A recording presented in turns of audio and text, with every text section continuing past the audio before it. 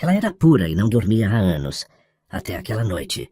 O milionário fez algo que ninguém esperava, e pela primeira vez, ela conheceu a paz que nunca imaginou existir. De onde você está assistindo essa história? Se inscreve no canal e deixa o like, porque o que aconteceu naquela noite vai te surpreender. Há noites que não terminam.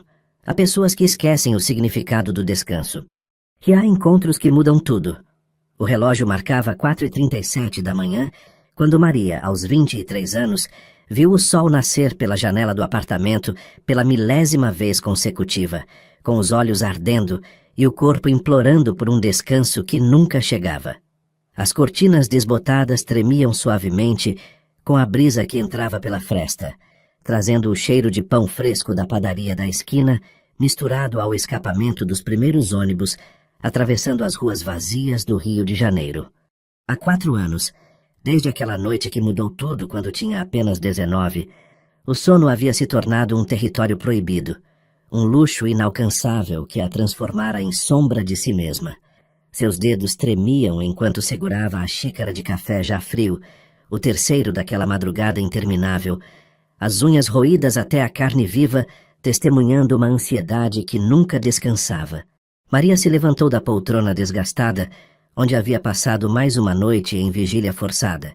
Seus joelhos estalando com o movimento, o corpo de 23 anos carregando a fadiga de alguém 3 vezes mais velha. Caminhou até o espelho do corredor e observou o reflexo que mal reconhecia. Olheiras profundas cavadas sob olhos que um dia foram brilhantes, pele pálida esticada sobre maçãs do rosto salientes, cabelos castanhos sem vida caindo sobre ombros curvados pelo peso invisível da exaustão perpétua. Ela trabalhava como restauradora de livros antigos, em uma pequena livraria no bairro de Santa Teresa. Um ofício delicado que exigia mãos firmes e mente presente. Ironia cruel para alguém tão jovem que vivia em névoa constante de exaustão. A livraria ficava em um sobrado colonial de paredes amarelas descascadas, com janelas de madeira que rangiam quando abertas e um cheiro permanente de mofo, papel velho e história esquecida que impregnava cada canto. Naquela manhã de terça-feira, enquanto descia a ladeira de Santa Teresa em direção ao trabalho, Maria mal registrava o mundo ao seu redor. Os sons da cidade acordando, vendedores ambulantes gritando suas ofertas, crianças uniformizadas correndo para a escola, o bonde tilintando nos trilhos, chegavam até ela como se atravessassem água, distorcidos e distantes. Seu corpo funcionava no piloto automático, músculos memorizando o caminho, enquanto sua mente flutuava em algum lugar entre realidade e o limbo de quem não dorme há tempo demais. Maria, você está bem? A voz de seu Antônio, o dono da livraria, cortou através da névoa. Ele era um senhor paulista de 70 anos com óculos de lentes grossas, sempre escorregando pelo nariz, e um cardigã marrom que cheirava a tabaco de cachimbo. Você parece mais pálida que o normal. Ela forçou um sorriso que não alcançou os olhos. Só uma noite difícil, seu Antônio. Vou ficar bem. Mas ambos sabiam que era mentira. Todos na livraria sabiam. Os colegas comentavam em sussurros quando achavam que ela não ouvia, sobre como parecia estar sempre em outro lugar, flutuando entre o mundo dos vivos e algo indefinível. Sobre como suas mãos tremiam ao manusear as páginas centenárias, deixando manchas de suor no papel que levava horas para restaurar. Maria se sentou em sua mesa de trabalho, cercada por pilhas de livros aguardando reparos. À sua frente estava um exemplar de Machado de Assis de 1891, a lombada completamente desprendida, páginas amareladas ameaçando se soltar a qualquer momento. Ela pegou o pincel fino, sentindo o peso leve mas familiar em seus dedos trêmulos. Mergulhou na cola especial que preparara na semana anterior, uma receita antiga que seu Antônio havia lhe ensinado, mistura de farinha de trigo, vinagre branco e água filtrada. O cheiro ácido e levemente adocicado subiu até suas narinas enquanto ela tentava focar, mas suas mãos tremiam incontrolavelmente, o pincel dançando sobre a página como se tivesse vontade própria. Ela olhou para suas mãos como se fossem estranhas. Dedos que antes eram precisos e confiáveis, agora pareciam pertencer a outra pessoa. Havia manchas de tinta permanentes sob suas unhas roídas, cicatrizes pequenas de cortes acidentais ao longo dos anos, veias azuladas visíveis através da pele pálida e quase translúcida. Por favor, ela sussurrou para si mesma, fechando os olhos por um breve momento. Por favor, só me deixe funcionar. Só hoje. Só mais um dia. Quando abriu os olhos novamente, a sala girou vertiginosamente. Seu coração disparou, batendo tão forte que ela podia ouvi-lo nos ouvidos. O pânico começou a subir pela garganta como bile amarga. Ela conhecia bem esse padrão. A crise de ansiedade que sempre vinha quando a exaustão atingia níveis críticos. Maria largou o pincel com tanta força que ele rolou pela mesa e caiu no chão de tábuas antigas, manchando o pincel com poeira acumulada de décadas.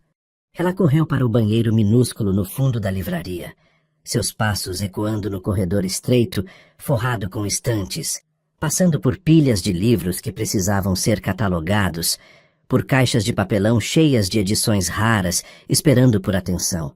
Trancou-se no banheiro, um espaço apertado com azulejos brancos manchados de amarelo pela idade, uma lâmpada fluorescente que piscava intermitentemente, o cheiro de produtos de limpeza misturado com umidade. As costas contra a porta fria de madeira pintada, ela deslizou até o chão de cerâmica rachada, sentindo cada imperfeição sob suas pernas. Abraçou os joelhos contra o peito, tentando controlar a respiração que saía em soluços irregulares, cada inspiração parecendo não trazer oxigênio suficiente.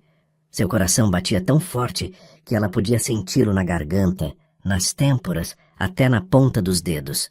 Suor escorria pelas suas costas, encharcando a blusa de algodão que usava. O mundo ao redor parecia estar girando, as paredes se fechando, o teto descendo. Não vou dormir. Não posso dormir. Se eu dormir, vou perder o controle. Vou voltar para aquela noite, para o acidente, para o momento em que tudo desabou. Vou sentir o metal retorcendo, o vidro estilhaçando, o sangue quente escorrendo pelo meu rosto. Vou ouvir os gritos, meus gritos, ecoando através da escuridão. As memórias vieram em fragmentos cortantes, como sempre vinham quando ela estava no limite. A viadutra às 11 da noite. Chuva forte batendo no para-brisa. Lágrimas obscurecendo sua visão enquanto dirigia rápido demais, fugindo daquela conversa devastadora com sua mãe. As luzes vermelhas do caminhão surgindo de repente, o volante escapando de suas mãos, o som do metal se retorcendo, e então, nada. Apenas o preto absoluto e o terror de não saber se acordaria novamente. Ela havia acordado 3 dias depois em um hospital, com costelas quebradas, uma concussão severa e um trauma que se recusava a cicatrizar. Os médicos disseram que teve sorte de estar viva, mas desde então, cada vez que fechava os olhos, sentia-se presa naquele momento de perda de controle. O sono significava vulnerabilidade, significava render-se, e ela havia jurado nunca mais se render a nada. Um toque suave na porta a trouxe de volta. Maria, você está aí? Era Clara, a colega que trabalhava no balcão. Trouxe água para você. Maria se levantou, limpou as lágrimas e abriu a porta. Clara estava ali com um copo plástico cheio de água fresca e olhos gentis que transbordavam preocupação. Obrigada, Maria sussurrou, aceitando o copo e bebendo em goles longos que arderam em sua garganta seca. Você deveria procurar ajuda, Clara disse suavemente, tocando seu braço. Ninguém deve viver assim, Maria. Você é tão nova. Eu sei, Maria admitiu, a voz quebrando. Eu sei, mas é complicado. E era. Era mais complicado do que qualquer pessoa podia entender. Como explicar que o sono se tornara seu maior inimigo? Que cada médico que consultara nos últimos 4 anos apenas prescrevera remédios que a deixavam dopada, mas não a faziam dormir de verdade?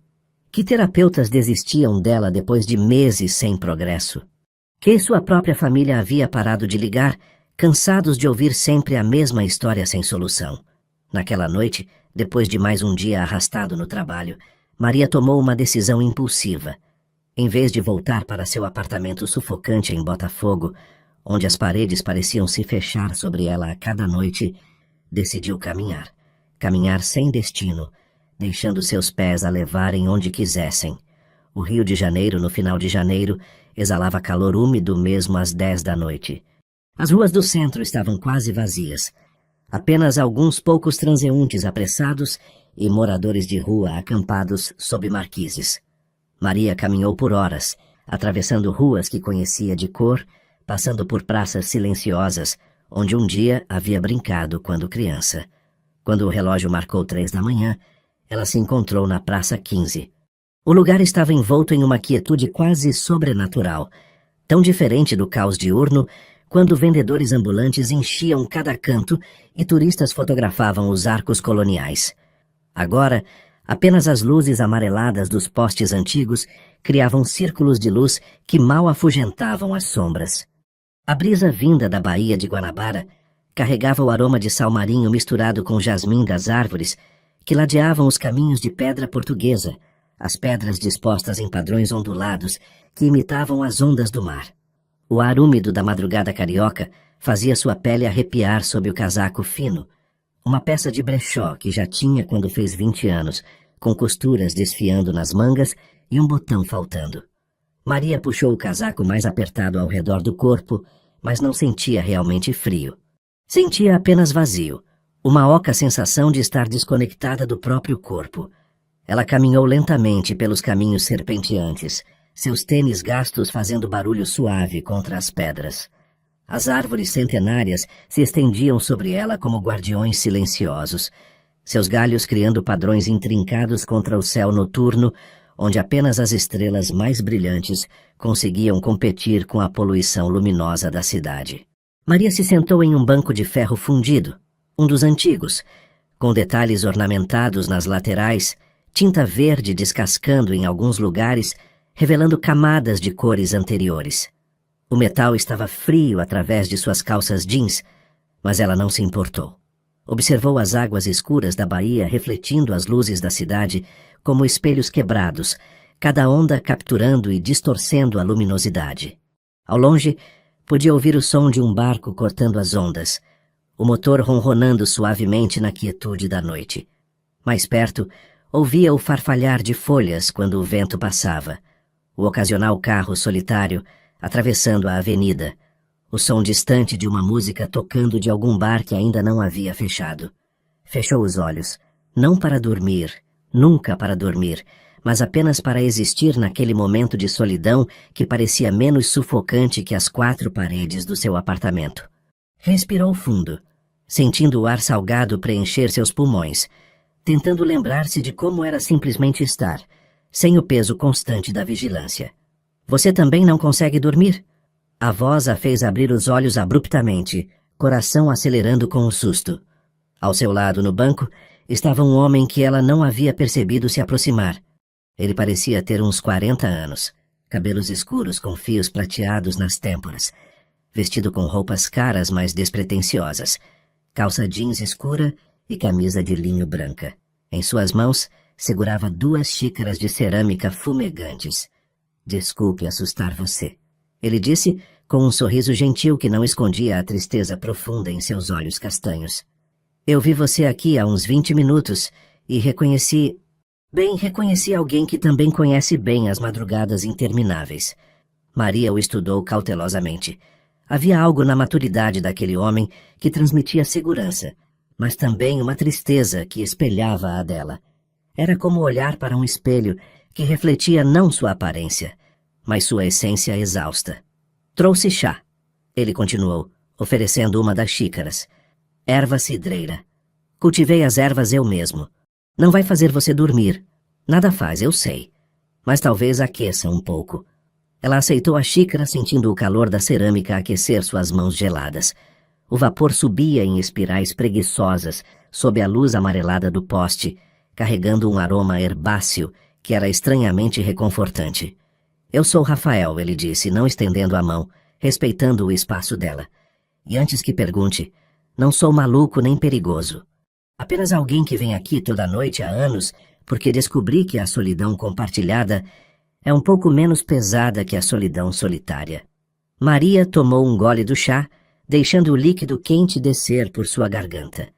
Era perfeitamente temperado, não muito forte nem muito fraco, com um toque de mel que suavizava o amargor natural da erva. Maria, ela finalmente respondeu, sua voz rouca de tanto tempo sem conversar de verdade com alguém. E eu não tenho certeza se consigo explicar por que estou aqui. Não precisa, Rafael disse simplesmente. Às vezes as madrugadas são apenas para existir, não para explicar. E assim começou uma conversa que fluiu como se conhecessem um ao outro há anos. Sob o manto da noite e o testemunho silencioso das estrelas, dois estranhos unidos pela mesma maldição começaram a tecer uma conexão que nenhum dos dois entendia ainda, mas que ambos sentiam na profundidade de suas almas exaustas. Durante as 2 semanas seguintes, os encontros noturnos na Praça 15 se tornaram um ritual sagrado. Maria descobriu que seu corpo, mesmo sem dormir, ansiava por aquelas 3 da manhã, quando Rafael aparecia pontualmente, sempre trazendo 2 xícaras de chá fumegantes, e aquele sorriso que carregava segredos não ditos. Hoje é hortelã com camomila, ele anunciou na 3ª noite, sentando-se ao seu lado, como se aquele banco fosse território compartilhado há décadas. Bom para acalmar o sistema nervoso. Não que você vá dormir, ele acrescentou rapidamente, mas talvez ajude com a tensão. Maria havia percebido a tensão. Estava tão presente em seu corpo que se tornara parte de sua identidade. Seus ombros viviam próximos das orelhas, maxilar perpetuamente cerrado, mãos sempre fechadas em punhos, como se estivesse constantemente preparada para uma batalha que nunca chegava, ou talvez que nunca terminava. Como você sabe tanto sobre chás? Ela perguntou, curiosa apesar de si mesma. Rafael olhou para a baía, uma expressão distante cruzando seu rosto. Aprendi por necessidade. Quando você passa anos sem dormir, acaba explorando tudo: medicina, alternativas naturais, terapias experimentais, rituais ancestrais. Os chás foram uma das poucas coisas que ajudaram, não a dormir, mas a existir com um pouco menos de dor. Você também tem insônia, Maria observou. Não era uma pergunta. Tive, ele corrigiu suavemente. Durante anos foi minha companheira constante. Agora, digamos que encontrei formas de conviver com ela. Não é cura, mas é sobrevivência. Maria sentiu algo se mover dentro do peito. Esperança, talvez, ou apenas a centelha de possibilidade de que sobrevivência fosse suficiente. Como? Como você aprendeu a conviver? Rafael se virou para encará-la completamente, seus olhos penetrando através das defesas que ela construíra tão cuidadosamente. Primeiro aceitando que a batalha contra o sono era uma guerra que eu nunca venceria lutando. Depois, encontrando pessoas que entendiam. E, finalmente, construindo um propósito a partir do sofrimento. Que tipo de propósito? Ele hesitou, como se pesando quanto revelar. Ajudo pessoas, ele disse eventualmente. Pessoas como você, como eu. Pessoas que a medicina tradicional desistiu, que estão se afogando em sua própria exaustão. Construí um espaço para elas. Maria absorveu suas palavras lentamente, saboreando-as como saboreava o chá. Um espaço. A ideia parecia absurda e, ao mesmo tempo, desesperadamente atraente. Você quer dizer, tipo, um grupo de apoio? Algo assim, Rafael respondeu vagamente. Mas estamos aqui para falar de você, não de mim. Conte-me, Maria, desde quando o sono se tornou seu inimigo? E Maria se viu contando. Não tudo.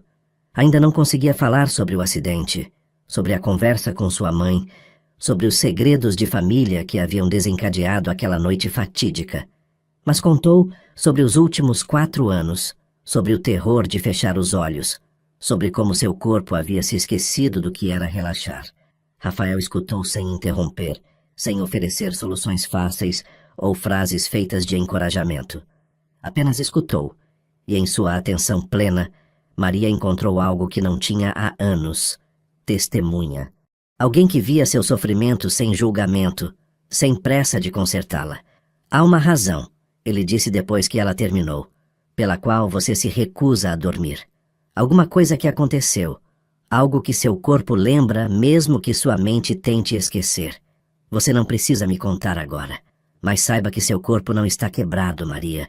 Ele está tentando te proteger da única forma que sabe. Lágrimas surgiram sem aviso, escorrendo silenciosas por seu rosto. Eu sei, ela sussurrou. Eu sei, mas não sei como dizer a ele que está tudo bem agora, que eu não preciso mais dessa proteção. Porque talvez não esteja tudo bem ainda, Rafael disse gentilmente. E talvez você ainda precise da proteção, mas vem um momento em que a proteção se torna prisão. E reconhecer isso é o primeiro passo. Na semana seguinte, Rafael começou a compartilhar sua própria história em fragmentos cuidadosamente medidos. Ele era empresário, havia revelado, mas não explicou exatamente o que fazia. Tinha 41 anos e havia passado os últimos 6 reconstruindo uma vida que havia desmoronado completamente quando tinha 35. Minha esposa me deixou, ele contou em uma noite particularmente fria, quando trouxe chá de gengibre que aquecia desde dentro. Não houve sinais, não houve discussões crescentes. Apenas uma manhã, acordei e ela havia partido. Deixou uma carta, 3 parágrafos frios explicando que não me amava mais, que nunca tinha me amado realmente, que havia se sentido presa durante toda a nossa vida juntos. Maria podia sentir a dor na voz dele, mesmo anos depois. Como você lidou com isso? Não lidei, Rafael admitiu com uma risada amarga.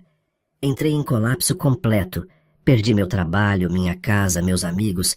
Passei 3 anos nas ruas, aqui mesmo no Rio. 3 anos onde dormir era impossível, porque cada vez que fechava os olhos via o rosto dela, lia aquela carta repetidamente na minha mente. O que mudou? Uma mulher chamada Helena, ele disse, um sorriso genuíno finalmente tocando seus lábios. Ela me encontrou dormindo, ou tentando dormir, debaixo de uma ponte em São Cristóvão. Em vez de passar direto como todo mundo, ela parou. Trouxe café quente e um sanduíche. E continuou voltando dia após dia, até que eu concordei em aceitar ajuda. Ela é terapeuta? Entre outras coisas. Helena é especial. Ela dedica sua vida a ajudar pessoas com distúrbios do sono. E ela não desistiu de mim, mesmo quando eu desisti de mim mesmo. Maria sentiu um nó na garganta. Eu também desisti de mim, ela confessou. Faz tanto tempo que não tenho esperança. Apenas acordo todo dia e tento sobreviver até a próxima madrugada. Rafael estendeu a mão lentamente, telegrafando sua intenção, dando a ela tempo de recuar se quisesse. Quando ela não se moveu, ele gentilmente tocou seu ombro.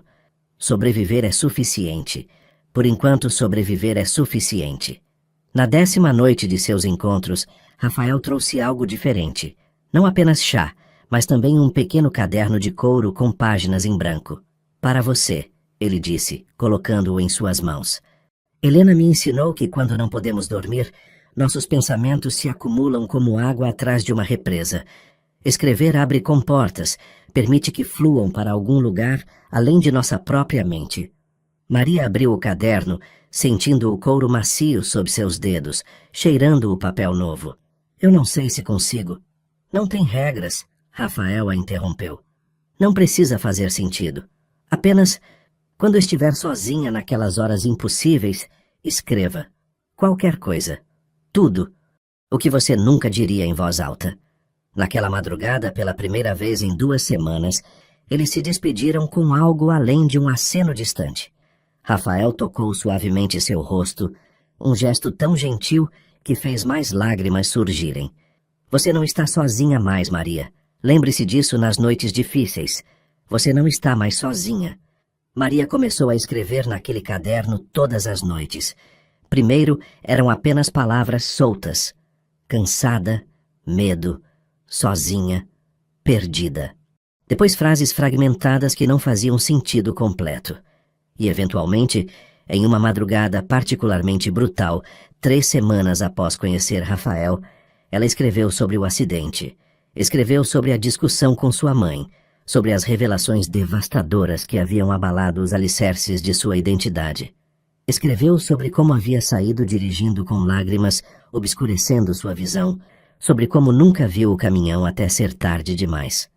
Escreveu sobre acordar no hospital e descobrir que seu corpo havia sobrevivido, mas alguma parte essencial de si mesma havia morrido naquele impacto. Quando terminou, às 5 da manhã, suas mãos tremiam e seu rosto estava molhado. Mas algo havia mudado.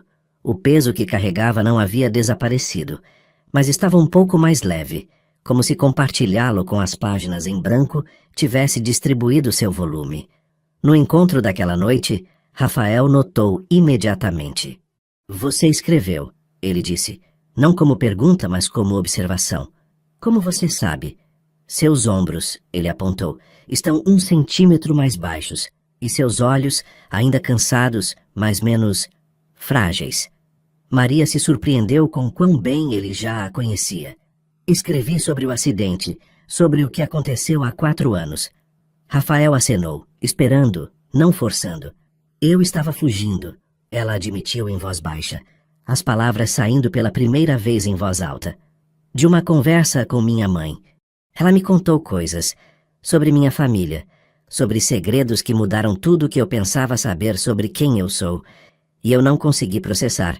Então dirigi, no meio da noite, chorando, sem prestar atenção, e quase morri por causa disso. Você se culpa, Rafael observou. Todo dia, cada segundo. Se eu tivesse apenas ficado, se tivesse respirado, processado, nada disso teria acontecido. E você acha que não merece dormir porque precisa se punir constantemente por aquela decisão. As palavras atingiram como soco no estômago, porque eram absolutamente verdadeiras. Maria nunca havia articulado assim, mas estava lá, claro como cristal. Ela estava se punindo.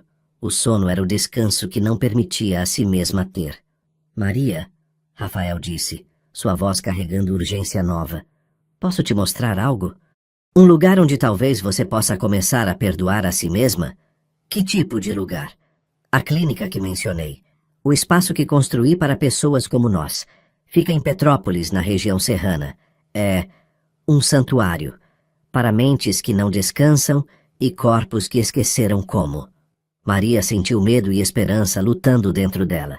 Eu não sei se estou pronta. Ninguém nunca está pronto, Rafael disse gentilmente. Mas às vezes a disposição de tentar é suficiente. Vem comigo amanhã. Apenas para conhecer. Sem compromisso, sem pressão. Só veja o lugar. Conheça Helena. E então decida.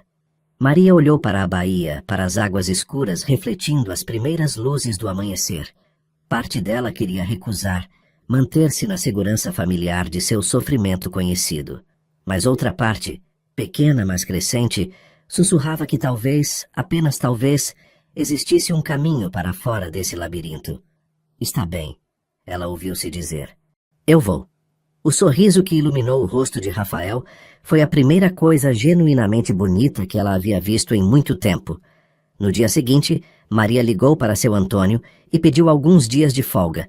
Sua voz tremia ao telefone, parte dela esperando que ele recusasse, dando-lhe desculpa para desistir. Mas ele concordou imediatamente, sua voz carregando alívio evidente. Finalmente, ele disse, Maria, você precisa cuidar de si mesma. A livraria estará aqui quando voltar. Rafael passou para buscá-la às 15h. Ele dirigia um SUV preto discreto, mas claramente caro, e pela primeira vez, Maria se perguntou exatamente quão bem-sucedido ele era. As roupas simples que sempre usava escondiam uma riqueza que agora ficava evidente.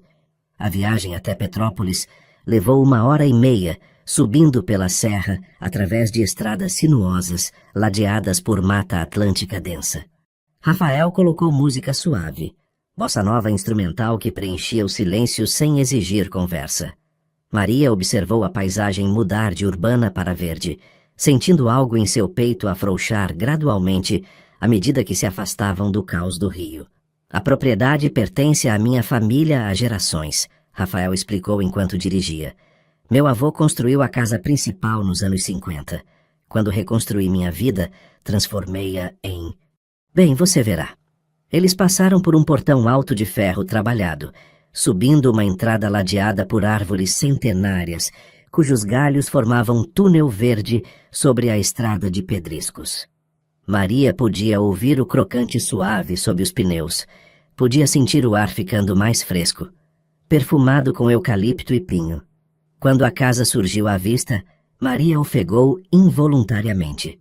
Não era uma mansão ostensiva, mas uma construção colonial brasileira belamente preservada, pintada em tons suaves de amarelo e branco, cercada por jardins meticulosamente cuidados, onde fontes produziam sons suaves de água corrente.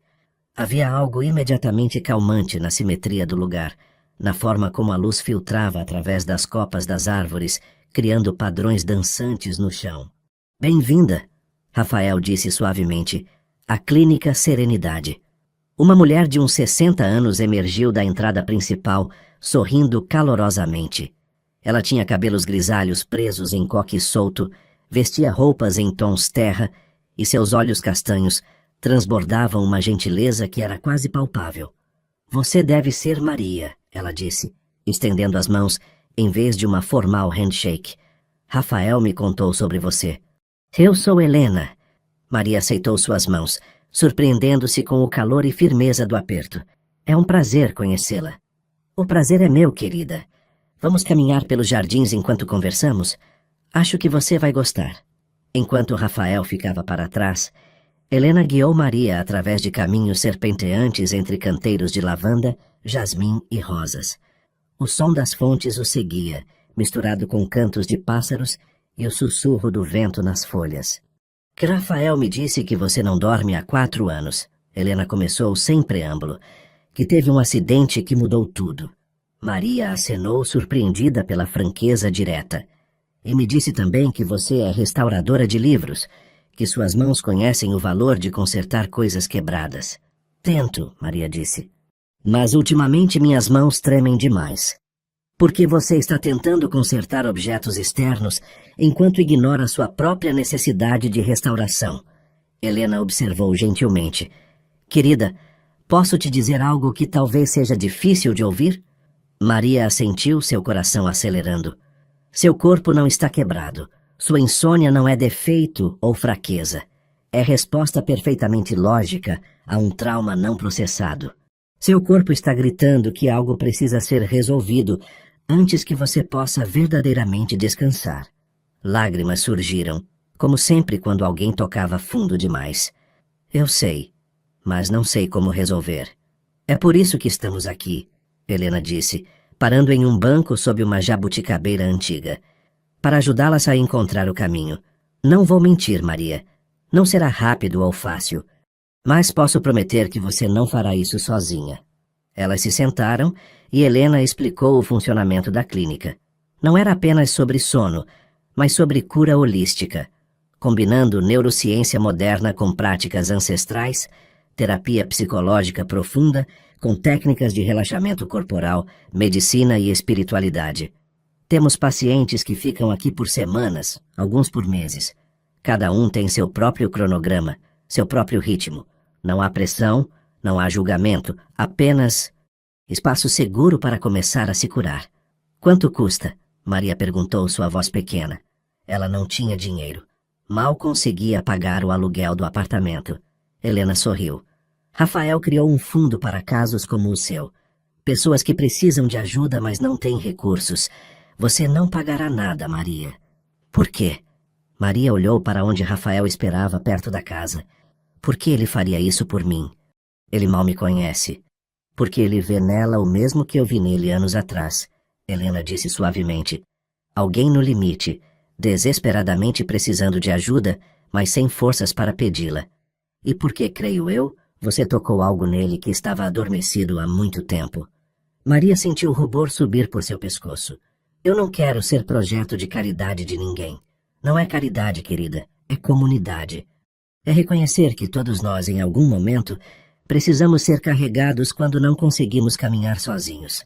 Maria concordou em ficar por 3 dias como teste. Helena a mostrou ao quarto que seria seu. Um espaço pequeno, mas aconchegante, com paredes pintadas em azul suave. Janelas grandes que deixavam entrar luz natural filtrada por cortinas de linho branco e uma cama que parecia convidativa, de forma quase assustadora. Esta noite, Helena explicou, gostaríamos de fazer avaliação inicial. Vamos monitorar seu sono, ou tentativa de sono, usando alguns equipamentos não invasivos. Apenas sensores que medirão suas ondas cerebrais, movimento dos olhos, frequência cardíaca. Pode parecer intimidante, mas prometo que será o mais confortável possível. Maria sentiu pânico subir imediatamente. A ideia de estar conectada a máquinas, vulnerável, observada. Eu não sei se consigo. Rafael apareceu na porta do quarto naquele momento, como se tivesse sentido seu desconforto. Posso ficar do lado de fora do quarto a noite toda, ele ofereceu. Você não estará sozinha, Maria, só do outro lado da porta. Ela olhou entre ele e Helena, sentindo-se encurralada, mas também estranhamente cuidada. Quando foi a última vez que alguém se importou assim com ela? Está bem, ela sussurrou. Vou tentar. Às 9 da noite, um jovem de uns 30 anos entrou. Felipe, o neurocientista da equipe. Ele tinha olhos gentis atrás de óculos de armação grossa e um sorriso que tornava os equipamentos assustadores um pouco menos intimidantes. Vou ser sincero com você, ele disse enquanto posicionava cuidadosamente os sensores em sua testa e têmporas. Provavelmente você não dormirá esta noite. Quase ninguém dorme na primeira avaliação. Mas não é sobre dormir. É sobre entender seus padrões. E você me fazer companhia porque estarei monitorando tudo do quarto ao lado. Sua honestidade era refrescante. Você também teve insônia? Maria perguntou. Por 5 anos, ele confirmou. Estresse pós-traumático depois de presenciar um acidente quando tinha 22. Passei 1 ano aqui como paciente. Agora trabalho aqui porque quero ajudar outros a encontrar o que eu encontrei. Que foi? Esperança. Simples assim. Não cura imediata, não solução mágica. Apenas esperança de que poderia existir diferente do que era. Depois que Felipe saiu, deixando-a sozinha no quarto fracamente iluminado, Maria deitou na cama. Era confortável demais. As cobertas eram macias. O travesseiro tinha a altura perfeita. O colchão parecia abraçá-la. E ainda assim, seu corpo estava rígido como tábua. Ela podia ouvir os sons noturnos entrando pela janela entreaberta. Grilos cantando, folhas sussurrando, água das fontes fluindo. Deveria ser relaxante. Em vez disso, cada som parecia amplificado, mantendo-a em estado de alerta máximo. As horas se arrastavam. 9:30. 10. 10:30. Maria olhava para o teto, contando rachaduras invisíveis na pintura, tentando não pensar em Rafael sentado do outro lado da porta, tentando não pensar em quanto ela queria dormir e quão impossível parecia. À meia-noite, ela finalmente sussurrou. Rafael, você está aí? Estou. Sua voz veio imediatamente do corredor. Sempre estive. Pode falar comigo? Sobre qualquer coisa? E ele falou. Contou sobre sua infância em Petrópolis, sobre verões passados naqueles mesmos jardins. Sobre seu avô que havia construído a casa. Sobre tradições familiares que envolviam cultivo de ervas medicinais. Sua voz grave e cadenciada fluía através da porta, envolvendo Maria como cobertor invisível. Ela não dormiu, nem por 1 segundo, mas pela primeira vez em 4 anos, sentiu-se segura enquanto deitada. E isso, por mais pequeno que fosse, era algo. Quando amanheceu, Helena e Felipe entraram com gráficos impressos. As linhas mostravam exatamente o que Maria sentia. Cérebro em alerta máximo constante, sem um único momento de relaxamento verdadeiro, corpo incapaz de desligar.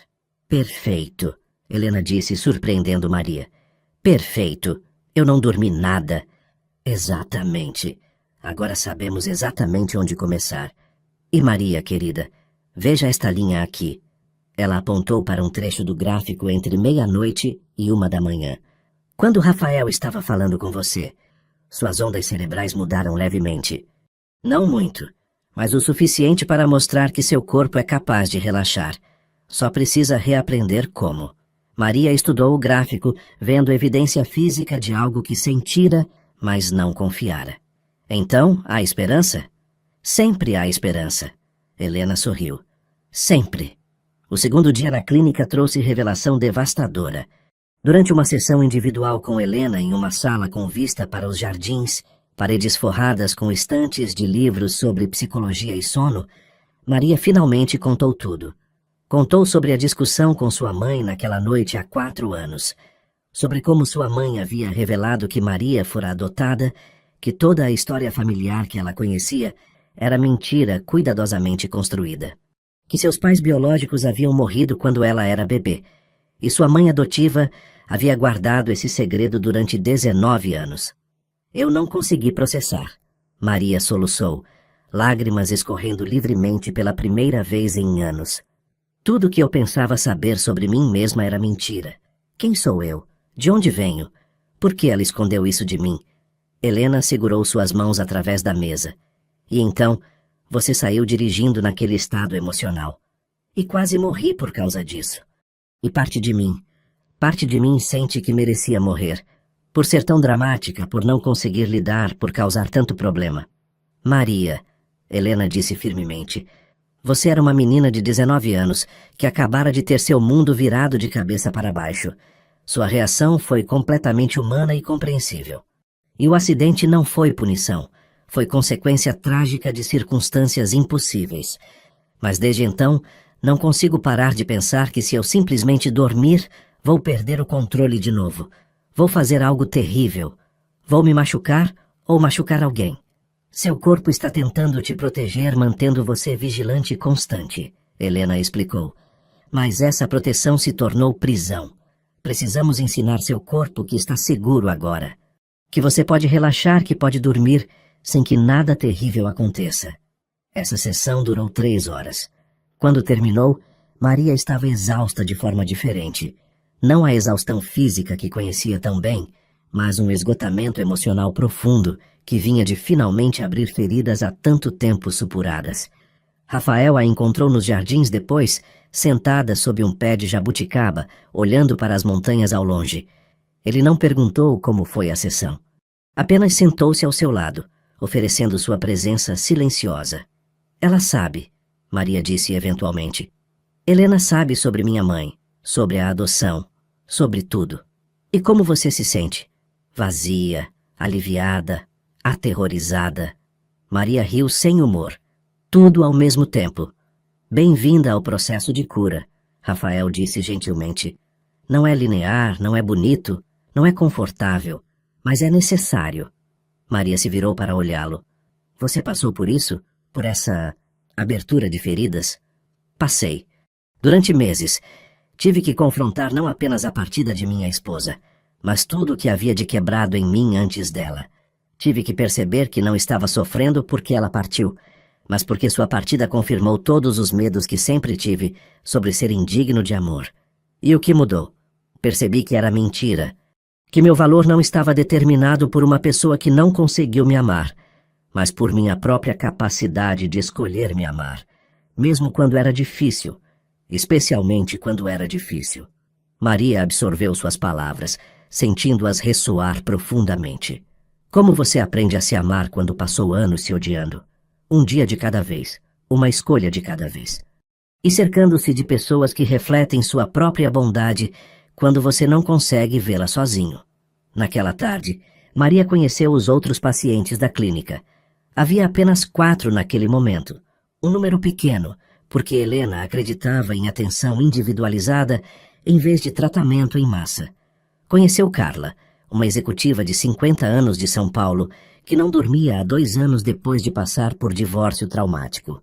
Conheceu João, um jovem de 25 anos do interior da Bahia que desenvolvera insônia severa após perder emprego e casa em sequência devastadora. Conheceu Teresa, uma professora aposentada de 68 anos do Rio Grande do Sul, cuja insônia começou com a morte do marido e nunca mais parou. Cada um tinha sua história, seu trauma, sua batalha. Mas havia algo reconfortante em saber que não estava sozinha, que seu sofrimento não era único ou estranho, mas compartilhado por outros que entendiam. Aquela noite, pela primeira vez, Maria participou de uma sessão de grupo. Eles se sentaram em círculo na sala principal da casa, uma lareira acesa mesmo no calor do verão, porque o fogo tinha algo primitivamente reconfortante. Felipe tocava violão suavemente no canto, melodias brasileiras que se entrelaçavam com suas conversas. O mais difícil, Carla compartilhou, não é a falta de sono em si, é o isolamento. Sentir que ninguém entende, que você está sozinha às 3 da manhã, enquanto o mundo inteiro dorme. É como viver em dimensão diferente, João concordou. As pessoas falam sobre estar cansadas, mas não entendem o que é estar exausto ao ponto de seu corpo literalmente tremer. E a culpa, Teresa adicionou. A culpa de não ser forte o suficiente para simplesmente dormir. Como se fosse escolha. Maria sentiu lágrimas escorrendo novamente, mas dessa vez não eram lágrimas de vergonha. Eram lágrimas de reconhecimento, de finalmente ser vista e compreendida. Eu passei 4 anos me sentindo quebrada, ela compartilhou. Como se algo estivesse fundamentalmente errado comigo que eu não conseguia consertar. Porque você estava tentando consertar a coisa errada, Rafael disse da porta, onde observava quietamente. Você estava tentando consertar o sintoma em vez da causa. Estava tentando forçar o sono em vez de curar o trauma que o impedia. Helena acenou em concordância. E esse é o trabalho que faremos aqui. Não forçar vocês a dormir, mas criar condições onde o sono se torna possível novamente. Remover as barreiras, curar as feridas, ensinar seus corpos que está seguro descansar. Os dias na clínica seguiam um ritmo cuidadosamente estruturado. Maria acordava às 7, ou melhor, levantava-se às 7, já que nunca dormia verdadeiramente. Café da manhã comunitário às 8, comida simples, mas nutritiva, preparada por cozinheira local, que usava ingredientes orgânicos cultivados nos jardins da propriedade. Às 9, sessão individual de terapia com Helena.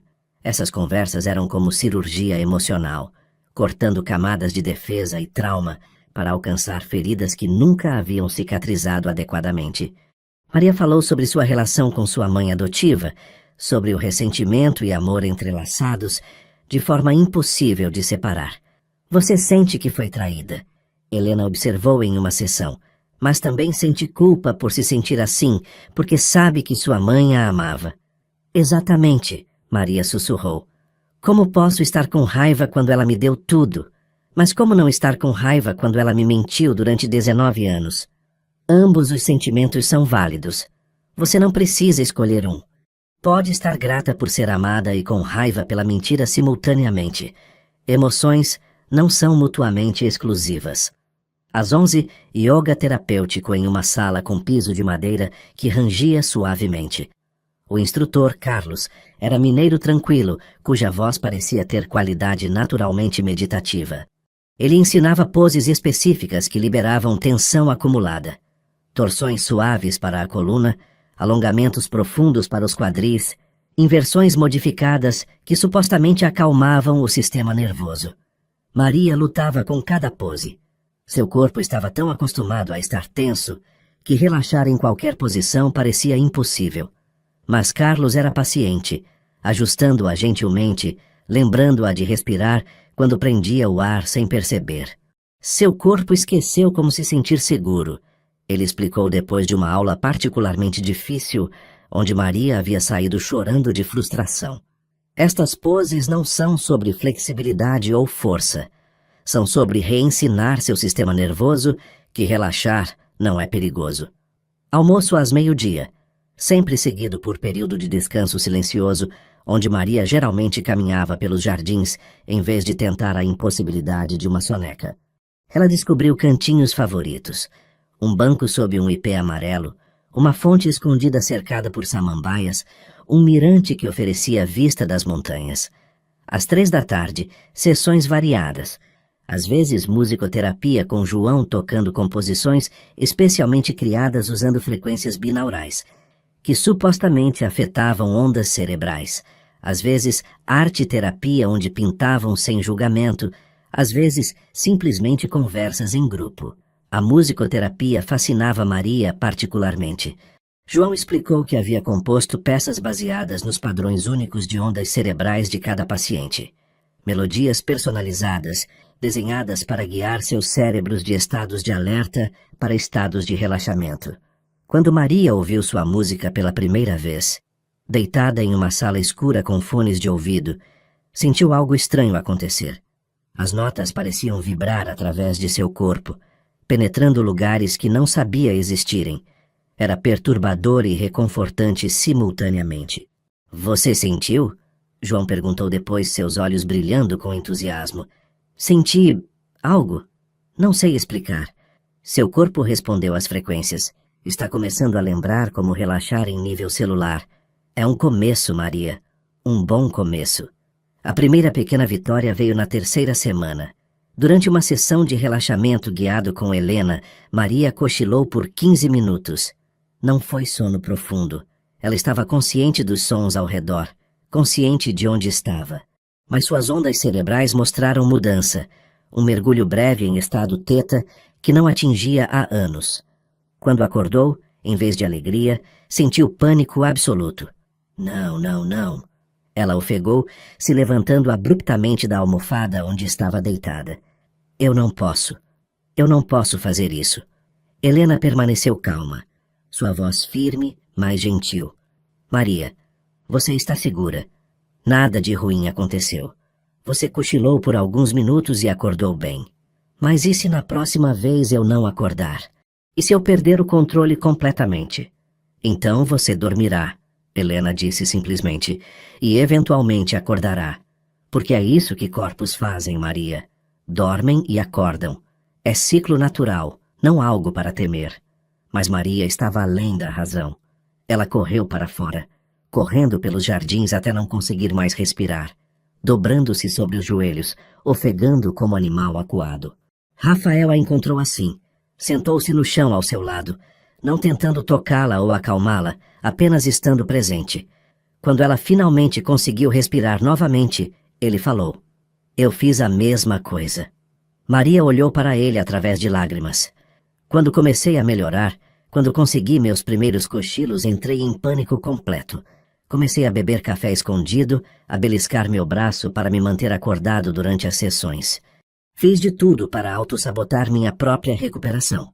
Por quê? Porque, Rafael disse lentamente, minha insônia havia se tornado minha identidade, era a única coisa consistente em minha vida. E se eu melhorasse, quem eu seria? Quem era Rafael sem o sofrimento que me definia? Maria sentiu suas palavras ressoarem profundamente. Sim, ela sussurrou. É exatamente isso. Se eu não sou a pessoa quebrada, a pessoa exausta, quem sou eu? Você descobre, Rafael disse gentilmente. Dia após dia, escolha após escolha, você descobre. E é assustador, mas também é libertador. Essa revelação trouxe nova camada de trabalho com Helena. Não era apenas sobre processar o trauma do acidente, mas sobre reconstruir identidade além do sofrimento. Você se tornou tão acostumada a ser definida por sua dor, Helena explicou, que a ideia de existir sem ela parece impossível. Mas Maria, você é muito mais que seu trauma. Você é restauradora de livros talentosa. É amiga leal. É pessoa gentil com sensibilidade artística excepcional. Essas coisas não desaparecem quando você se cura. Elas se fortalecem. A quarta semana trouxe nova revelação dolorosa. Durante visita à casa de sua avó em Petrópolis, arranjada cuidadosamente por Helena como parte do processo de confrontar seu passado, Maria encontrou álbum de fotos antigas. Lá em imagens amareladas, viu algo que nunca havia notado antes. Os olhos de sua mãe nas fotos contavam história de sofrimento silencioso. As mesmas olheiras profundas, o mesmo olhar distante que Maria via em si mesma. Sua tia Rosa, relutante, mas honesta quando confrontada, confirmou o que Maria já começava a suspeitar. Sua mãe sofria de insônia terrível. Rosa admitiu, servindo chá em xícaras delicadas de porcelana. Começou pouco depois que te adotou. Ela nunca dormia mais que 2 ou 3 horas por noite. E isso mudou ela. Tornou-a irritável, distante, incapaz de se conectar emocionalmente como costumava ser. Maria sentiu o mundo inclinar sob seus pés. Por que ninguém me contou? Porque ela não queria que você soubesse. Tinha vergonha, achava que era fraqueza. E quando você começou a ter seus próprios problemas de sono depois do acidente, ela se sentiu tão culpada. Achou que tinha passado isso para você, mesmo sabendo que não era genético, já que você era adotada. Aquela noite, Maria não voltou imediatamente para a clínica. Sentou-se no jardim da casa de sua avó, olhando para as estrelas, tentando processar essa nova informação. Sua mãe havia sofrido também. Tinha suas próprias batalhas, seus próprios demônios.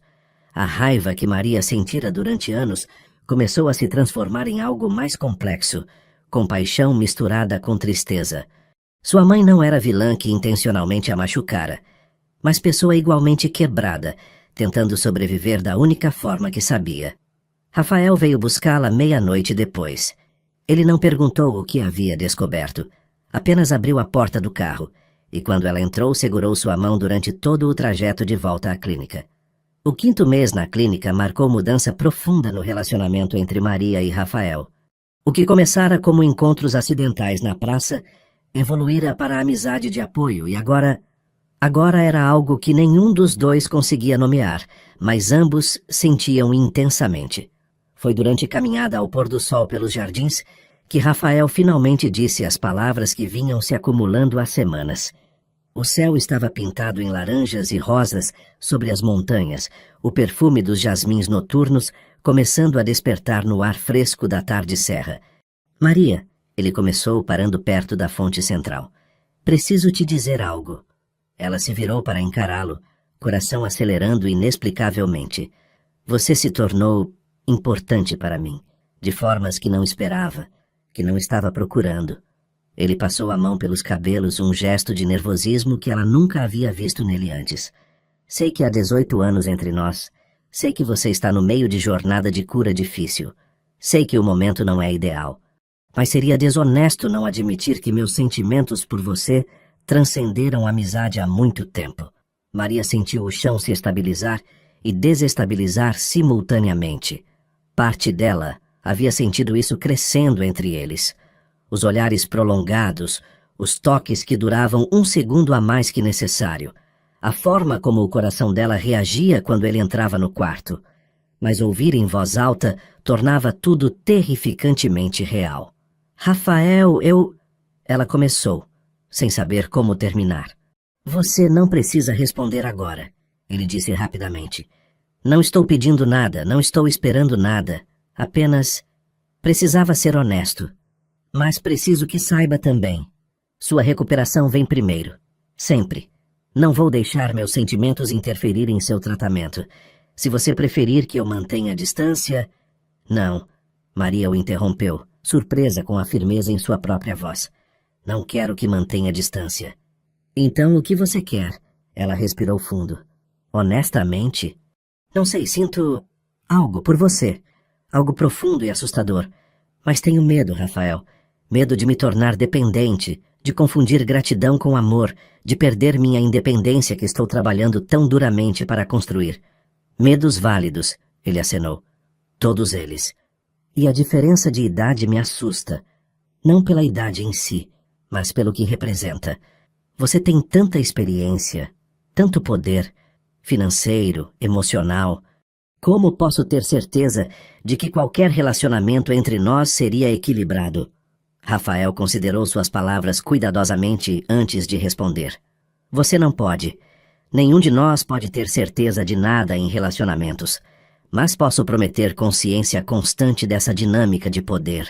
Posso prometer verificar com você, questionar minhas próprias motivações, assegurar que você sempre tem a voz igual. Maria sentiu lágrimas picarem. Eu não sei como fazer isso, Rafael. Como construir algo real quando ainda estou tão quebrada? Então não construímos ainda, ele disse suavemente. Continuamos como estamos, amigos, apoiando um ao outro. E quando você estiver mais forte, quando tiver certeza de quem você é, independentemente de mim, revisitamos essa conversa. O alívio que Maria sentiu era imenso. Ele não estava pressionando, não estava exigindo decisão imediata. Estava dando-lhe espaço para continuar crescendo. Obrigada, ela sussurrou. Por entender. Mas essa conversa mudou algo fundamental entre eles. Havia honestidade agora, vulnerabilidade exposta de ambos os lados. E nas semanas seguintes, enquanto Maria continuava seu tratamento, havia nova camada de consciência em cada interação. O 6º mês trouxe a primeira grande vitória física. Durante sessão especial que combinava acupuntura, aromaterapia e hipnose suave, Maria dormiu. Dormiu de verdade por 2 horas consecutivas. Quando acordou desorientada, a primeira coisa que registrou foi o silêncio. Não o silêncio externo, mas o silêncio interno. Seu cérebro não estava gritando em alerta máximo. Havia Paz. Momentânea, frágil, mas real. E então vieram as lágrimas. Torrentes de lágrimas que não conseguia controlar, soluços que sacudiam todo o seu corpo. Helena estava lá imediatamente, segurando-a, enquanto anos de dor represada finalmente encontravam saída. Eu dormi. Maria ofegou entre soluços. Eu realmente dormi. Sim, querida, você dormiu e acordou e está bem. Mas o custo dessa vitória foi alto. Durante aquelas 2 horas de sono, Maria sonhou. Sonhos vívidos e intensos sobre o acidente, reviver em detalhes cinematográficos o momento do impacto. O som do metal retorcendo, o gosto de sangue, o terror de não saber se sobreviveria. Nos dias seguintes, os pesadelos se intensificaram.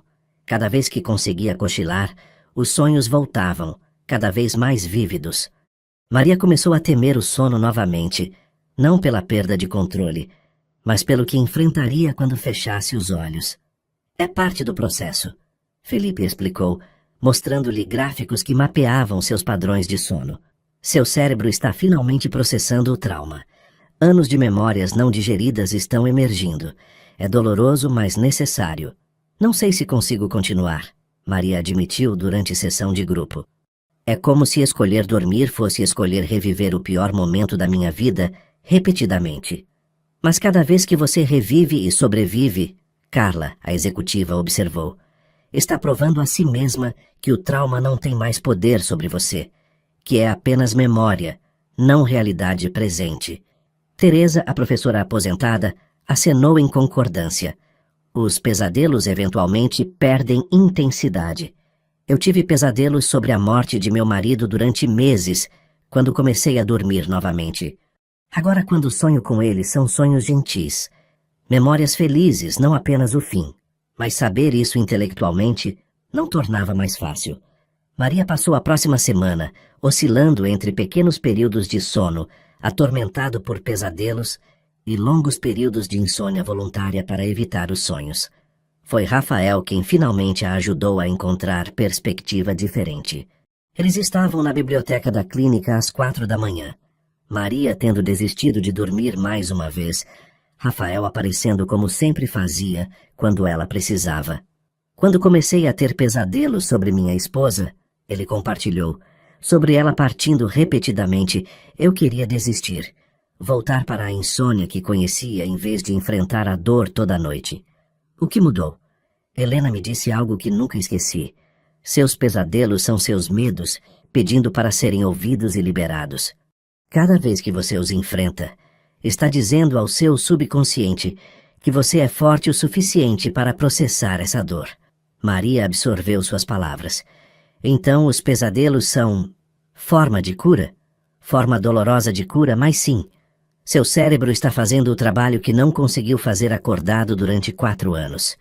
Armada com essa nova perspectiva, Maria decidiu enfrentar os pesadelos em vez de evitá-los. Começou a escrever sobre eles em seu caderno cada vez que acordava, dando palavras às imagens, tirando-lhes poder através da articulação. E lentamente, gradualmente, os pesadelos começaram a mudar. Ainda eram sobre o acidente, mas agora incluíam elementos novos. Às vezes, Rafael aparecia no sonho, ajudando-a a sair do carro. Às vezes, era Helena ou os outros pacientes. Às vezes, ela simplesmente acordava no sonho, consciente de que era apenas sonho, capaz de mudar o roteiro. Você está começando a processar, Helena celebrou quando Maria compartilhou isso. Seu subconsciente está integrando todo o trabalho que fizemos aqui. Os pesadelos estão se transformando em ferramentas de processamento em vez de apenas reviver trauma. O 7º mês trouxe o que todos temiam, recaída severa. Depois de 2 semanas dormindo 4 horas por noite consistentemente, Maria de repente parou de dormir completamente. 3 noites seguidas sem um único minuto de sono, o corpo voltando a estados de alerta máximo, que pensava ter deixado para trás. A decepção era esmagadora. Todo o progresso foi inútil.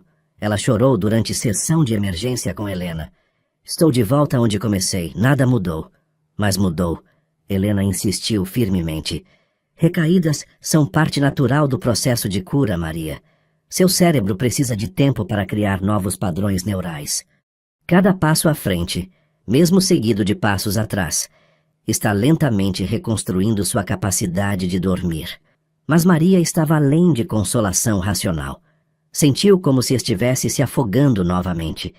Toda a esperança que havia construído desmoronando em pó. Foi naquela terceira noite de recaída que aconteceu o momento mais transformador. Rafael a encontrou chorando sozinha na biblioteca da clínica às 4 da manhã, cercada por livros antigos que trouxera de casa para se confortar. Primeiras edições de Cecília Meirelles e Clarice Lispector, que sempre a acalmavam. Em vez de tentar consolá-la com palavras vazias ou forçar otimismo, ele simplesmente sentou-se no chão ao seu lado e começou a ler em voz alta. Escolheu o poema de Cecília sobre solidão e renascimento, sua voz grave e cadenciada, preenchendo o silêncio da madrugada. Eu canto porque o instante existe, e a minha vida está completa. Não sou alegre, nem sou triste. Sou poeta. As palavras lavaram sobre Maria como onda gentil. Ela fechou os olhos, não com intenção de dormir, mas apenas para absorver melhor a poesia, para deixar que vibrasse através dela. E então, sem perceber a transição, ela adormeceu. Não foi sono induzido por técnicas ou terapias. Foi sono natural, nascido do simples ato de se sentir completamente segura na presença de alguém que a aceitava totalmente, inclusive em seus momentos de maior fragilidade. Quando acordou 3 horas depois, com a cabeça apoiada no ombro de Rafael e o livro caído no chão entre eles, Maria soube que algo fundamental havia mudado. Ela não havia dormido porque tentou, ou porque seguiu o protocolo, ou porque usou técnicas específicas. Havia dormido porque finalmente, depois de anos, sentiu-se segura o suficiente para se render. Você dormiu. Rafael sussurrou, sorrindo suavemente. Eu sei. Maria não conseguia parar de sorrir, mesmo com lágrimas escorrendo por seu rosto. Simplesmente aconteceu. Helena mais tarde explicaria que essa era a chave que estavam trabalhando em direção todo o tempo. Não forçar o sono através de força de vontade ou técnicas, mas criar condições internas onde o sono se tornasse possível naturalmente. Você finalmente confiou, Helena disse. Não apenas em Rafael, mas em si mesma. Confiou que poderia dormir e acordar, que estaria bem. Essa confiança é fundação de tudo. O 8º mês marcou o início da transição de volta à vida normal. Maria começou a trabalhar meio período na livraria novamente, viajando entre Petrópolis e Rio conforme necessário, ainda morando na clínica, mas reconectando com o mundo exterior. Seu Antônio chorou quando a viu. Você está viva novamente, ele disse abraçando-a fortemente. Seus olhos estão vivos. E estavam. Maria podia sentir a diferença a cada dia, não apenas nas horas de sono que finalmente conseguia, 5 a 6 horas por noite agora, mas em como experienciava o mundo. Cores pareciam mais brilhantes, sons mais claros, sabores mais ricos. Era como se tivesse vivido sob filme de névoa durante 4 anos e ele finalmente estivesse se levantando. Clara, sua colega, organizou pequena celebração no almoço. Apenas algumas pessoas da livraria, sanduíche simples e bolo caseiro. Mas para Maria significava tudo. Significava que tinha comunidade, pessoas que se importavam, vida além de sua batalha com o sono. Você vai ficar? Seu Antônio perguntou depois da celebração. Trabalhando aqui, quero dizer. Porque se vai, preciso começar a procurar substituição. Maria considerou cuidadosamente. Parte dela queria retornar completamente, mergulhar de volta na vida antiga como se nada tivesse mudado. Mas sabia que era impossível. Ela havia mudado. Tudo havia mudado. Vou ficar, ela decidiu. Mas preciso de flexibilidade. Ainda estou em tratamento, ainda tenho noites difíceis. Não posso prometer rotina completamente normal. Então não prometa, seu Antônio disse gentilmente. Você faz o que pode, e quando não pode, descansa. Simples assim. Aquela noite, Maria teve conversa longa com Helena sobre próximos passos. Você está pronta para começar a voar sozinha, Helena observou. Não completamente. Ainda precisa de apoio, check-ins regulares. mas não precisa mais estar aqui tempo integral. Tenho medo, Maria admitiu. E se recair completamente quando estiver sozinha? Então você terá recaída e lidaremos com ela. Mas Maria, você construiu ferramentas durante esses meses. Sabe como acalmar seu sistema nervoso. Sabe como processar emoções difíceis. Sabe quando pedir ajuda. Você não é mais a pessoa que chegou aqui 7 meses atrás. Maria sabia que era verdade, mas saber e sentir eram coisas diferentes. Rafael ajudou-a a encontrar apartamento em Botafogo, próximo de onde haviam se encontrado pela primeira vez na Praça 15. Era pequeno, mas aconchegante, com janelas que davam para árvores em vez de concreto, silencioso o suficiente para dormir, mas não tão isolado que se sentisse sozinha. É perfeito, Maria disse, girando no meio da sala vazia, imaginando como seria criar vida aqui. É realmente perfeito. Você tem certeza que quer fazer isso? Rafael perguntou, apoiando-se contra a parede, observando-a com expressão que misturava orgulho e algo que parecia medo. Se mover para cá, viver sozinha? Preciso, Maria respondeu honestamente. Preciso saber que posso funcionar independentemente, que minha recuperação não depende de estar na clínica ou perto de você. Preciso provar a mim mesma que sou forte sozinha. Você é, ele disse suavemente. Sempre foi. Apenas esqueceu por um tempo. O 9º mês trouxe a tarefa mais difícil que Maria havia evitado durante todo o seu tratamento, confrontar sua mãe. Helena havia sugerido repetidamente, mas Maria sempre encontrava desculpas para adiar. Agora, morando sozinha, dormindo razoavelmente bem, não havia mais desculpas. Ela marcou almoço em restaurante neutro em Copacabana, local público, onde ambas se sentiriam seguras. Sua mãe, Ângela, chegou cedo, visivelmente nervosa, mexendo no guardanapo enquanto esperava. Maria, ela disse quando Maria chegou, se levantando abruptamente. Você está diferente. Bem, estou melhor. Maria confirmou, sentando-se. Fiz tratamento, em uma clínica especializada em distúrbios do sono. Ângela assentiu, lágrimas já brilhando em seus olhos. Sua tia Rosa me contou. Ela disse que você descobriu sobre minha insônia. Por que você nunca me contou? A pergunta saiu mais gentil do que Maria esperava. 4 meses atrás, teria saído como acusação. Agora, era apenas busca genuína por compreensão. Vergonha, Ângela admitiu, sua voz quebrando. Eu tinha tanta vergonha. Achava que significava que eu era mãe falha, que não era forte o suficiente. E quando você começou a ter problemas de sono depois do acidente... Deus, Maria, eu me senti tão culpada, como se tivesse te passado minha maldição. Mas não passou, Maria disse firmemente. Minha insônia veio de trauma, não de genética. E mãe... Ela pausou, a palavra mãe, sentindo-se estranha e familiar simultaneamente em sua língua. Você sofreu sozinha durante anos, por quê? Porque não sabia como pedir ajuda. Porque tinha medo do que as pessoas pensariam, porque estava quebrada e não sabia como consertar. Maria sentiu compaixão surgir. Não perdão completo, ainda não, mas início dele. Eu entendo isso agora. Passei anos me sentindo exatamente assim. Elas conversaram por 3 horas naquele almoço. Não resolveram tudo. Havia feridas muito profundas para cicatrizar em uma conversa. Mas começaram. Ângela explicou sobre a adoção, sobre como ela e o marido de Maria, que havia falecido quando Maria tinha 12, tentaram por anos ter filho biológico, sobre como finalmente adotaram Maria quando ela tinha apenas 3 meses. Eu amava você instantaneamente, Ângela disse, segurando a mão de Maria através da mesa. E tinha medo que se você soubesse que não era biologicamente minha, não me amaria de volta. Então guardei segredo. E o segredo cresceu até que contar parecia impossível.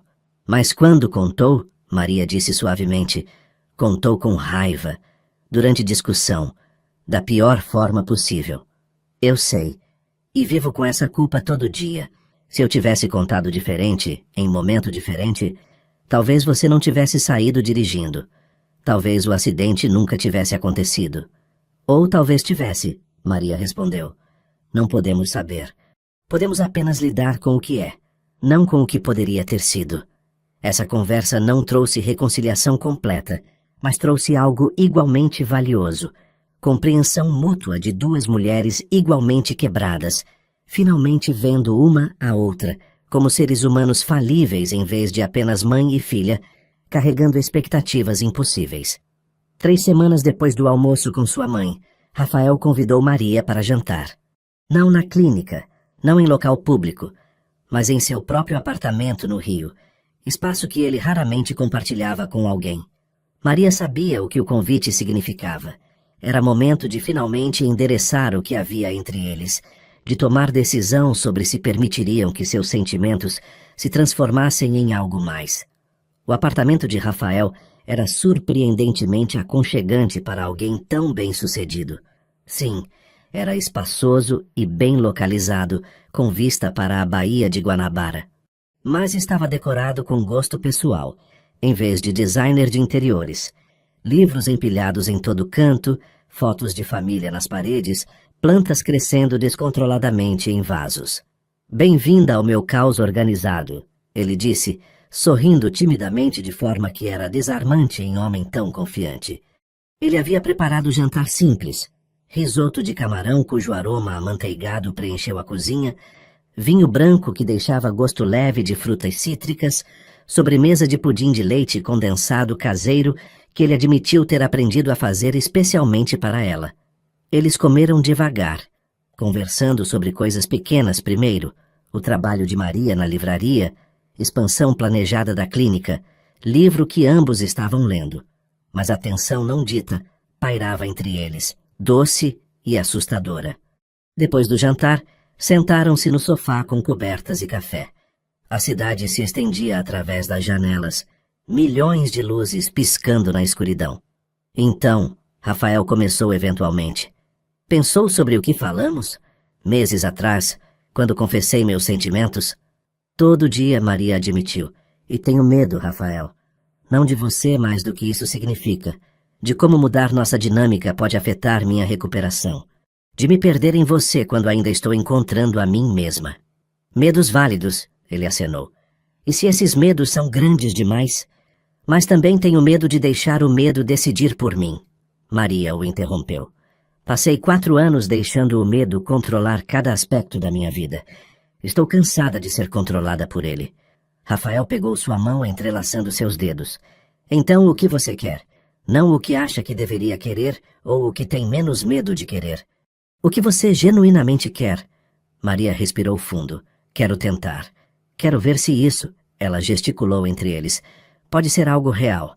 Mas com limites claros. Continuo morando sozinha, mantendo minha independência. Vamos devagar. E se em algum momento sentir que estou perdendo mim mesma no processo, paro." "Combinado", Rafael concordou imediatamente. "Eu prometo verificar constantemente, questionar minhas próprias motivações, assegurar que você sempre tenha voz igual nesta relação." "E a diferença de idade? Os 18 anos?"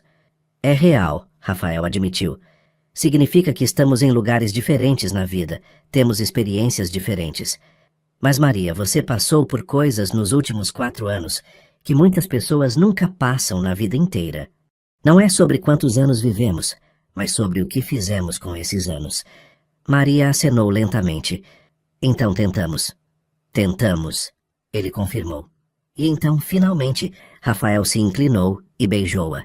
Foi suave e cuidadoso, pedindo permissão a cada segundo, e Maria sentiu algo dentro dela se soltar. Não render-se no sentido de perder controle, mas render-se no sentido de finalmente permitir-se ser vulnerável, ser cuidada, ser amada. Quando se separaram, ambos estavam chorando e rindo simultaneamente. "Vamos estragar isso, você sabe", Maria disse. "Inevitavelmente. Vamos brigar e duvidar e errar." "Provavelmente", Rafael concordou. "Mas talvez, só talvez, também acertemos algumas coisas." Aquela noite, Maria dormiu no apartamento de Rafael pela primeira vez. Não fizeram amor.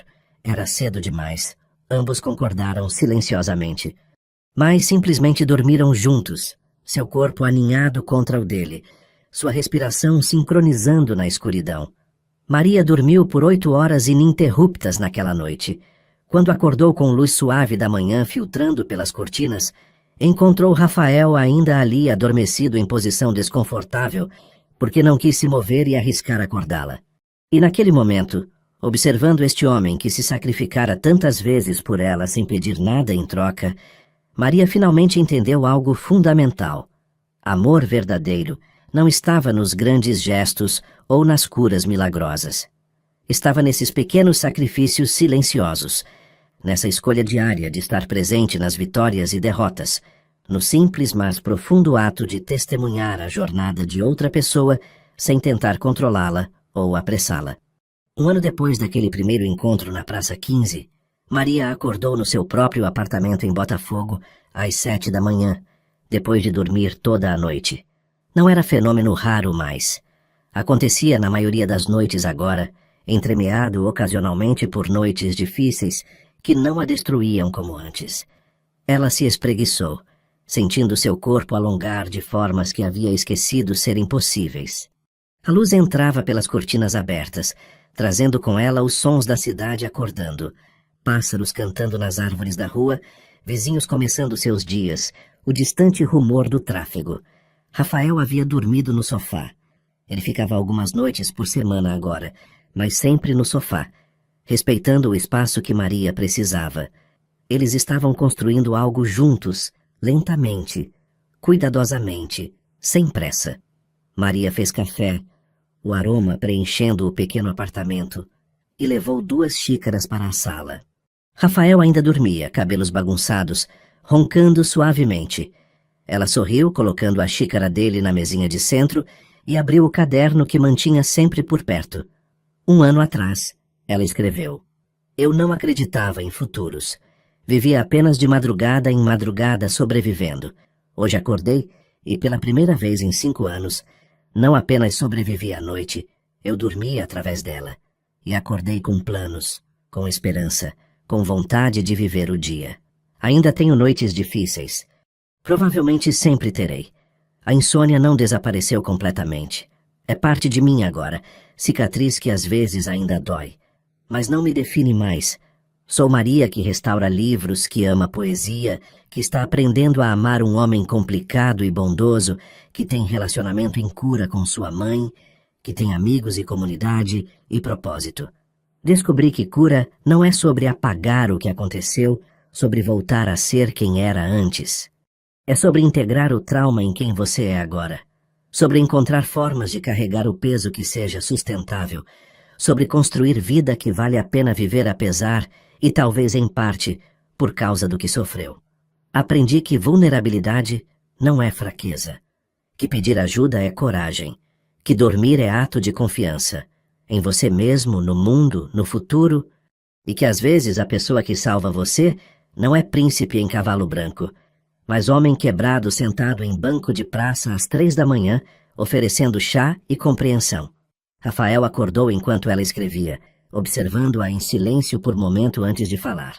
Bom dia, Maria respondeu, fechando o caderno. Café, por favor. Eles beberam em silêncio confortável, apenas existindo na presença um do outro. Não precisavam preencher cada momento com palavras. Haviam aprendido o valor do silêncio compartilhado. O que você quer fazer hoje? Rafael perguntou eventualmente. Maria considerou. Quero visitar minha mãe. E depois, talvez passear pelos jardins da clínica. Helena pediu que eu falasse com os novos pacientes, compartilhasse minha história. Você está pronta para isso? Sim, Maria sorriu. Estou. E estava. Durante o ano passado, enquanto curava, Maria havia descoberto novo propósito. Ajudar outros que lutavam como ela lutara.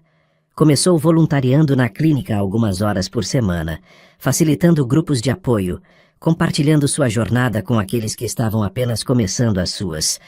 Mais tarde naquele dia, sentada em círculo com 5 novos pacientes da Clínica Serenidade, cada um com olhos que contavam histórias familiares de noites intermináveis, Maria contou sua história. A sala estava banhada pela luz dourada do fim de tarde, que entrava pelas janelas amplas, criando um ambiente que era simultaneamente íntimo e seguro. O cheiro de lavanda dos difusores misturava-se com o aroma de chá de camomila que Helena havia preparado para todos. Ela não escondeu nada. Falou sobre o acidente, descrevendo com detalhes que antes teria sido impossível compartilhar. O momento exato em que viu as luzes vermelhas do caminhão, como o tempo pareceu desacelerar enquanto tentava virar o volante, o som ensurdecedor do impacto, que ainda ecoava em seus ouvidos quando permitia que a memória emergisse completamente. Falou sobre acordar no hospital, sobre a enfermeira de plantão que segurou sua mão enquanto ela gritava de pânico ao perceber que tinha perdido 3 dias de sua vida em inconsciência forçada. Contou sobre os primeiros meses depois do acidente, quando a insônia era ainda novidade aterrorizante, as noites passadas caminhando pelo apartamento em círculos infinitos, o desespero crescente a cada amanhecer que chegava sem que tivesse dormido um único minuto, a solidão esmagadora de viver em dimensão temporal diferente do resto do mundo. Falou sobre os anos de sofrimento que se seguiram, sobre médicos que não entendiam, que prescreviam medicamentos que a deixavam dopada, mas não a faziam dormir de verdade, sobre terapeutas que eventualmente desistiam quando seus métodos não funcionavam, sobre como perdeu amigos que não compreendiam por que ela nunca podia sair à noite, porque estava sempre exausta demais para qualquer atividade, por que se tornara sombra de quem costumava ser. Mas também falou sobre esperança, sobre aquela primeira noite na Praça 15, quando Rafael apareceu como anjo improvável trazendo chá e compreensão sem julgamento. Sobre pequenas vitórias que pareciam insignificantes, mas eram monumentais. O primeiro cochilo de 15 minutos, a primeira noite de 2 horas de sono, a primeira vez que acordou sem pânico imediato. Compartilhou sobre recaídas devastadoras, sobre noites em que todo o progresso parecia ilusório, sobre a tentação constante de desistir e aceitar que a insônia seria sua companheira permanente até o fim de seus dias. Não vai ser fácil, ela disse fazendo contato visual com cada pessoa no círculo. A jovem de 20 anos que mordia as unhas nervosamente, o homem de meia idade cuja esposa o havia deixado por não conseguir mais lidar com suas noites em claro, a mulher mais velha que chorava silenciosamente enquanto Maria falava. Haverá dias em que você quer desistir. Dias em que progresso parece impossível. Quando você olha para trás e tudo que vê é uma trilha de tentativas fracassadas e esperanças esmagadas. Ela pausou, permitindo que suas próprias emoções viessem à superfície. Lágrimas que agora podiam fluir livremente sem vergonha. Mas posso prometer isto, com cada fibra do meu ser. Você não está sozinho nesta jornada. Nesta sala, nesta clínica, há pessoas que entendem exatamente o que você está sentindo, porque já estivemos lá. E dia virá. Talvez daqui a meses, talvez anos, talvez quando você menos esperar, quando você acordará e perceberá que dormiu a noite toda. E naquele momento, você entenderá que cada noite difícil, cada lágrima, cada momento de desespero, contribuiu para construir a fundação dessa vitória. E esse dia, meus amigos, fará cada momento impossível valer absolutamente a pena. Uma jovem de 20 anos, recém-chegada, levantou a mão timidamente. Como você sabe? Como pode ter certeza que melhoraremos? Não posso, Maria admitiu honestamente. Não posso garantir que será igual para você. Mas posso dizer que cada pessoa aqui... Ela gesticulou para Helena, Felipe, Rafael, observando da porta. Já esteve onde você está. E cada um de nós encontrou caminho para fora. Os caminhos são diferentes para cada pessoa, mas todos levam à mesma direção, para frente. Depois da sessão, Maria caminhou sozinha pelos jardins da clínica. As estações haviam mudado. Era outono agora, folhas começando a dourar nas árvores, ar com leve frieza que anunciava inverno chegando. Ela parou na fonte central, aquela onde Rafael havia confessado seus sentimentos, e fechou os olhos. Podia ouvir o som da água, o vento nas folhas, vozes distantes de pacientes e terapeutas. Podia sentir o sol morno em seu rosto, a brisa fresca em seus braços, o chão sólido sob seus pés. Estava presente, completamente presente, de formas que não conseguia ser durante anos. Obrigada, ela sussurrou para o universo. Para qualquer força havia guiado seu caminho até aqui. Obrigada por não desistir de mim quando eu desisti de mim mesma. Rafael a encontrou ali como sempre parecia encontrá-la nos momentos importantes. Ele não falou, apenas estendeu a mão. Maria a aceitou, entrelaçando seus dedos, e juntos caminharam de volta para a casa principal. Naquela noite, Maria teve jantar com sua mãe pela primeira vez no apartamento que dividia às vezes com Rafael. Ângela trouxe bolo caseiro e histórias sobre a infância de Maria que antes eram dolorosas demais para compartilhar. Elas riram e choraram, não apagando o passado, mas construindo pontes sobre ele. Você está feliz? Ângela perguntou antes de partir, segurando o rosto de Maria entre suas mãos. Sim, Maria respondeu, surpresa ao perceber quão verdadeiro era. Pela primeira vez em muito tempo, estou genuinamente feliz. Me perdoa? Ângela sussurrou, lágrimas escorrendo. Estou te perdoando, Maria corrigiu gentilmente. Um dia de cada vez. Depois que sua mãe partiu, Maria e Rafael se sentaram juntos no sofá, cobertos por manta que a avó de Maria havia tricotado. Cada ponto feito com mãos artríticas mas amorosas. Padrão de ondas em tons de azul e branco que lembravam o mar. A cidade se estendia através das janelas amplas, milhões de luzes piscando na escuridão como constelações terrestres, cada uma representando vidas sendo vividas, histórias se desenrolando, pessoas dormindo e acordando em seus próprios ritmos. O apartamento estava silencioso, exceto pelos sons sutis da vida urbana. O trânsito distante que nunca realmente parava no Rio, vozes ocasionais de pedestres passando na rua, o rangido familiar do prédio antigo se acomodando. Mas dentro daquele espaço que Maria havia tornado seu, havia paz. Uma paz que ela teria achado impossível 1 ano atrás, inconcebível 6 meses atrás, e agora era sua realidade cotidiana. Rafael? Maria disse suavemente, sua cabeça apoiada em seu ombro, sentindo o sobe e desce de sua respiração. Sim, amor. Ele brincava com seus dedos, traçando padrões preguiçosos em sua palma. Obrigada por aquela noite na praça, por não desistir quando eu estava desistindo de mim mesma, por me ajudar a encontrar meu caminho de volta para a vida. Sua voz carregava peso de gratidão que palavras mal conseguiam expressar. Ele beijou o topo de sua cabeça, seus lábios permanecendo lá por um longo momento. Você encontrou seu próprio caminho de volta, Maria. Eu apenas segurei a lanterna enquanto você atravessava a escuridão. A coragem, a força, a determinação, tudo isso sempre foi seu. Maria sentiu emoção subir em sua garganta, mas era emoção boa, limpa, não contaminada pelo desespero que conhecera por tanto tempo. Ainda tenho medo às vezes, ela admitiu. Medo de recair completamente, de voltar para aquele lugar escuro onde vivi durante anos. E vai ter medo? Rafael respondeu com honestidade que era uma das coisas que ela mais amava nele. Medo não desaparece completamente. Mas agora você sabe que pode atravessar o medo e sair do outro lado, que não está sozinha nele. Ela se ajeitou mais confortavelmente contra ele, deixando seu corpo relaxar completamente, confiando nele para sustentá-la. Seus olhos traçaram o quarto que havia se tornado seu santuário.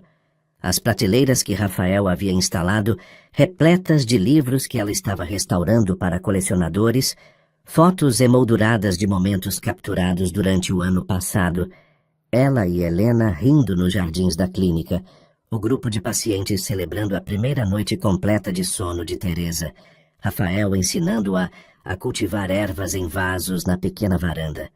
Na mesa de centro estava o caderno de couro que Rafael lhe dera naquela primeira noite, agora repleto de páginas preenchidas com sua caligrafia. Não apenas registros de insônia e dor, mas também de vitórias, reflexões, poemas que começou a escrever quando as palavras finalmente puderam fluir sem serem bloqueadas pela exaustão. Maria sentiu suas pálpebras ficarem pesadas, não com o terror paralisante que conhecera por anos, mas com cansaço natural e saudável de dia bem vivido, de corpo que finalmente lembrava como funcionar em harmonia com os ritmos naturais do mundo. Ela se aninhava mais perto de Rafael, permitindo que seu corpo relaxasse completamente. Ombros descendo, mandíbula descerrando, mãos abrindo em vez de fechadas em punhos defensivos. Podia ouvir o coração dele batendo firme sob seu ouvido, cada batida uma âncora, um lembrete de que estava segura, de que havia amanhã esperando, de que a vida continuaria em ciclos de acordar e dormir, e ambos eram presentes preciosos que não deviam ser desperdiçados. Boa noite, Rafael, ela sussurrou, já deslizando para o sono que vinha agora como amigo familiar, em vez de inimigo aterrorizante. Boa noite, meu amor, ele respondeu, sua voz rouca de emoção, ajustando a coberta sobre os dois com cuidado para não interromper a jornada dela em direção aos sonhos. Sonhe com coisas bonitas, com futuros possíveis, com toda a vida que ainda temos pela frente. E pela primeira vez desde aquele acidente na Via Dutra, 5 anos atrás, 5 anos que pareciam uma vida inteira e também apenas ontem, Maria dormiu sem medo. Dormiu sabendo que o amor verdadeiro não era sobre nunca mais sentir dor, mas sobre ter alguém ao lado disposto a sentar com você na dor quando ela viesse, a segurar sua mão na escuridão mais densa, a lembrar você de sua força quando você esquecia, a celebrar suas vitórias como se fossem deles também. Dormiu sabendo que havia percorrido jornada que muitos considerariam impossível, da pessoa quebrada incapaz de fechar os olhos sem terror paralisante, para alguém que podia finalmente se render ao descanso sem medo de que o despertar nunca chegasse. Que havia encontrado não apenas sono, mas si mesma nas profundezas da noite. Não apenas cura, mas propósito que nascia justamente de ter sobrevivido ao inferno da insônia.